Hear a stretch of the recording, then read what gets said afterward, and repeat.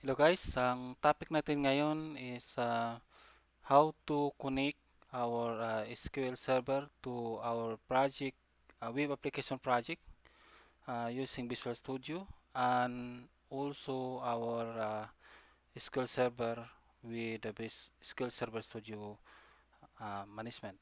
Okay.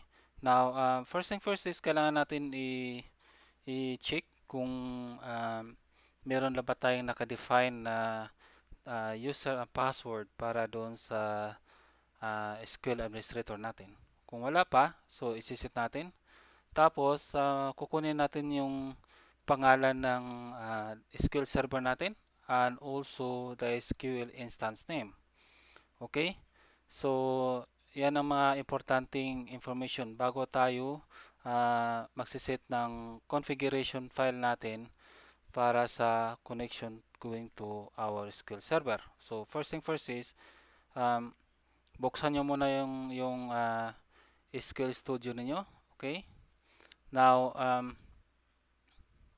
next is to log in. Okay? Now, if kung alam nyo ang password nyo, okay, kung alam na nyo yung password nyo for SA, then subukan nyo ilagin ngayon. If not, then kailangan natin palitan yung password ng SA natin using the Windows Authentication. Okay? So, for this case, let's log on using the Windows Authentication. Click Connect. Now, we are connected now. Now, next is, punta tayo ng on the top. Okay? Yung pinakataas, yan yung pangalan ng SQL server natin. So, just right-click, then Properties. Then, first thing first is, ano yung requires natin? Kailangan natin ng pangalan ng SQL natin, as SQL server natin. So, under on General, meron diyang name, okay? And then just select this name and instance name, and then copy this and put this one for the meantime in Notepad, okay? You will get back that later. Now, next is let's go to on our security. Now, on the security, we need to set our security into SQL Server and Windows Authentication mode, okay? And also, um, yeah, for the login auditing, we can just fill login auditing by default. Okay? Yan lang. Tapos, click mo na okay. Now, next is, kailangan natin iset yung user and yung password ng SA natin. Okay? To set the password for our SA or our user SA, go on the security folder, double click, okay? Go to logins, double click, then find SA, double click. Now, under on general menu, we have here the password and the confirm password. So, on this case, just enter your password for your EC. Make it sure na um, hindi nyo madaling makalimutan to. At the same time, make sure that this is a strong password. Okay? Now, especially if you use this SQL server in your work environment, so kailangan siya na yung strong password talaga. Okay? Now, just for this presentation, so I will just enter a simple password, okay, for the meantime. Um, this is only for the presentation purpose. So, if it is from your local machine or from your SQL server, you must use the strong password as a practice. Okay, let's say 123. Here is 123, and then go to status. Then it should check the grant for the permission to connect to the database engine, and then enable to connect to login or to login. Okay, then okay. Now we have set our password. Next is we need to get our database name. So you go to on the databases, double click, and then find the database name na i-connect natin doon sa Visual Studio project natin. So last time, ang ginawa natin na database is incident DB. So, click that one and then another click just to be enabled for able to copy the name. Okay? Or kung kaya nyo naman i-type, i-type nyo na lang. Another way is right click and then rename. Just be careful. You're not changing the name of your database. Okay? So just copy that and then just press cancel. Okay? Para babalik lang siya doon sa o para magko-commit yung rename mo. Now, go back to our text file. Then, let's paste this database name here. Now, okay, so we have done. Okay, so naset na natin yung password ng EC natin. Okay, nakopy na rin natin yung pangalan at saka instance name ng SQL Server natin. At also, nakopy na din natin yung database name na gagamitin natin. Now, to be sure or to check before we go on our Visual Studio, okay, we need to close this and open it again, okay, just to be sure. Or another case is pwede lang din dito i-disconnect dito and then reconnect it again. That's the same process, okay. Just click here, right click on your SQL Server and then disconnect. Now, if you have the connect here, click connect, database engine, and then you will be also get the same screen. Now, for this case, gagamitin natin is SQL Server Authentication. So, click that SQL Server Authentication and then our password that we have defined. Now, we have successfully connected. So, meaning we are ready to proceed to do the setup for our connection string for our web application project. Now, just minimize this. Okay.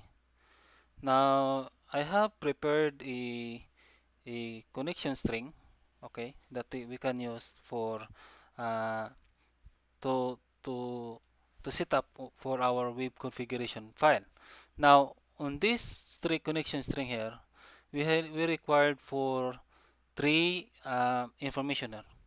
First thing first is we have defined the name, which is the name on this is the default connection. Now, this is just a name. So, pwede mo gamitin kahit pangalan mo dyan, pangalan ng jowa mo, walang problema. Okay? This is just a name. Okay?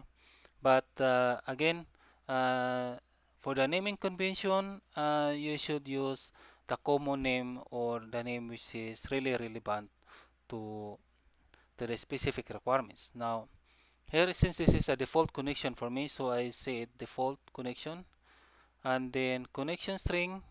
We have here the data source. Okay, so this is now the name of your SQL server and also the instance name. So we have saved that one, right? So copy lang natin to, paste natin dito. Now next is uh, initial catalog, meaning this is our database name. Now, so we have copy also the database name, so we just go on our database name, copy and paste it here. Now, next is for the process security info, just make it this true. Okay. Now, user ID, we will use SA. Okay. Now, password is we have set the password. Okay. So, I have here 1, 2, 3. Then, multiple active result sets is equal to true. Application name is equal to entity framework. Provider name is equal to system.data.sql client. Okay, so we are ready. Now next is we need to open our installed Visual Studio. So if you have installed Visual Studio 2019 or below, just run this time and then we will set up the configuration. In my case, I have installed the Visual Studio 2019. Okay.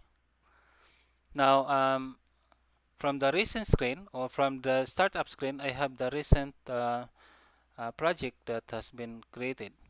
So on the last video that we have or the tutorial that I shared with you, we have created a project called incident management. Okay, there are multiple ways to open this the created project. Okay, so first thing is you can open it directly from the startup screen if you have Visual Studio 2019, or if you have other version, you must have also the recent project which is available during the startup. But if you want to open that from inside while you are in the screen for Visual Studio, you can go with click on File and then click on Open and then click on Project and Project Solutions. Okay, Project or Solutions. On this, it will bring you on which folder that you have saved your project. Okay, buksan nyo, i-browse nyo lang yun and then i-open nyo. Another thing is you can click on File and then go to the Recent Project and Solutions. From there, makikita mo rin yung last na, yung mga top 5 or top 10 na recent project na nagamit nyo. Okay? So, for this case, we need to open our incident management project. Okay, just click this one. Okay, let me close this. Now, from your right side, we have here a menu called Solution Explorer. Okay? In case hindi nyo makikita tong Solution Explorer nyo, okay, you just go to, let's close this one, okay? Now, go to your view and then click Solution Explorer. Now, from there you will find all the folders related to the project that we have opened. Okay? Now, next is we need to set our configuration, or we need to add configuration to our configuration file or webconfig. Okay, we have here the webconfig. Double click this one or single click. Okay, to double click, this is just for you able to do the modification. Now, okay, next is under our configuration. Okay, we have here a configuration, and then we have next is config sections. Okay, after the config sections, we have here the configuration strings. From this configuration strings, kung meron kayo man ditong laman na existing configuration nyo, i-delete nyo na lang yan, okay, para hindi magko-conflict. Delete nyo na lahat yung naka-setup dyan by default. And then, ipipaste natin yung nagawa natin kanina. Okay? Highlight natin to. Copy. And then, paste natin dito. Now, pwede na rin siyang ganyan. Pero, mas maganda siya na i-inline na lang natin. Okay? I-inline natin. Pero hindi naman siya necessary talagang kailangan mo siyang i-inline. Okay?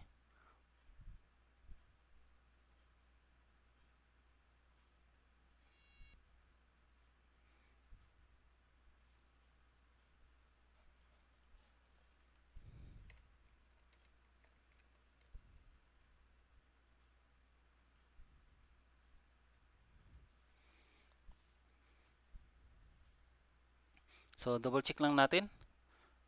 We have here the name, which is we have defined for default connection. We have here the connection string. So, connection string, this is our data source here. Ito yung pangalan ng database server natin, and this is the SQL instance name. Now, next is we have here the database. Okay, database name, and then we have here the user and the password.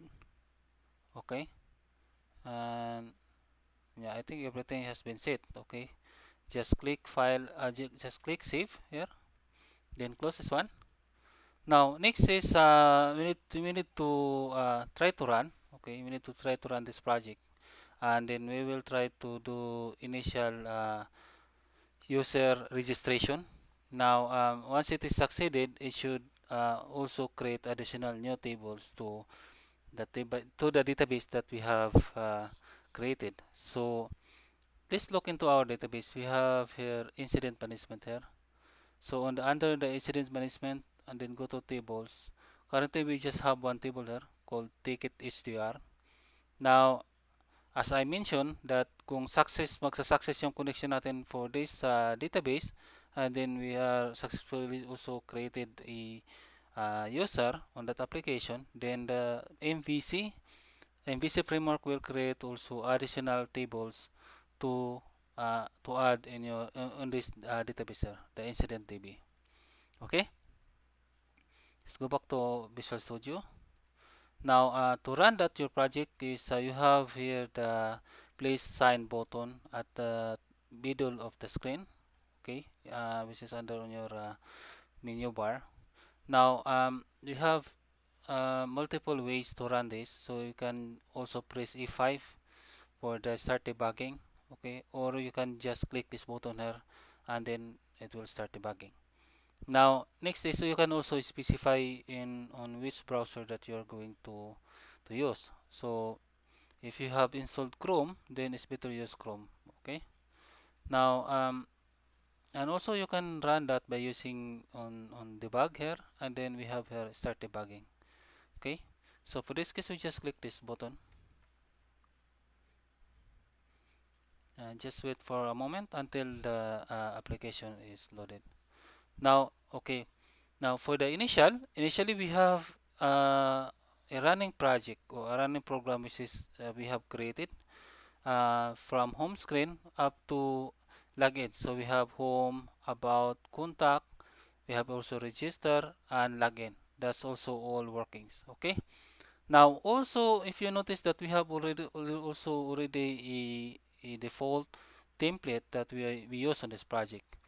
So on this project we have initially once you create a project using MVC, automatically you will have a default template which is the Bootstrap uh, 3.4.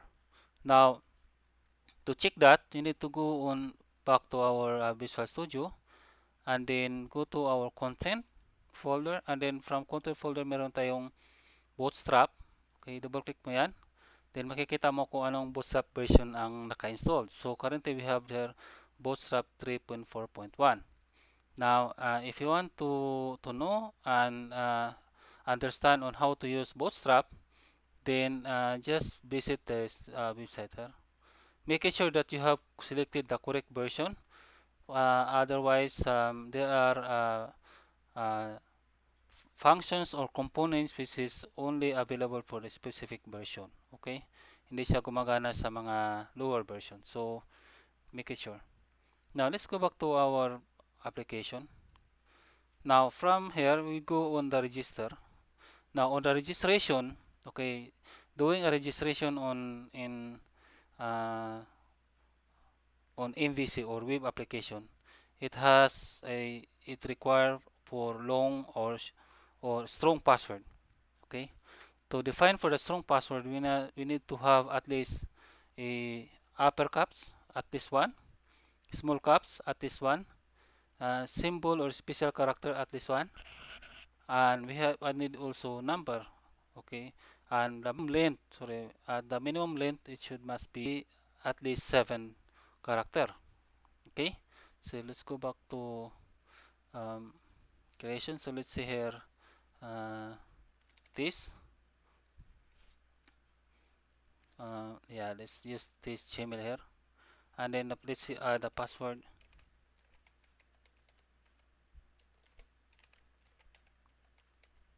Then click register button. Now we have successfully registered. Okay, how to verify that we have successfully registered? If you log into hey hello test gmail test at gmail.com. So currently you are already logged in on the system. So congratulations if you have successfully created your first user of your application. Okay. Now, in case you have an error or an error screen, which is after you click that register, it throws you an error. This means that there was a misconfiguration done in your connection string. Okay, we just review back on this video. Okay, kailangan nyo lang titingnan ng maigi kung saan doon ang baka nagkamali lang kayo. Okay, now let's check our database. Okay, and then from our table here, just refresh. Okay, now we have now additional tables which is not available before. So we have here the migration history, and we have the ASP.NET Rules, ASP User Claims, User Logins, User Rules, Users. So all these tables are created automatically during the creation of first user. Okay. Now, so we can just have look back to this application that we have created and just go log off, and then let's go log in again. So we have here this Gmail. Okay, so I have the wrong password. Okay, I have the wrong password again. Let me enter the correct password. Now I am successfully logged in here. So um, okay guys, thank you for watching, and then see you on my next video.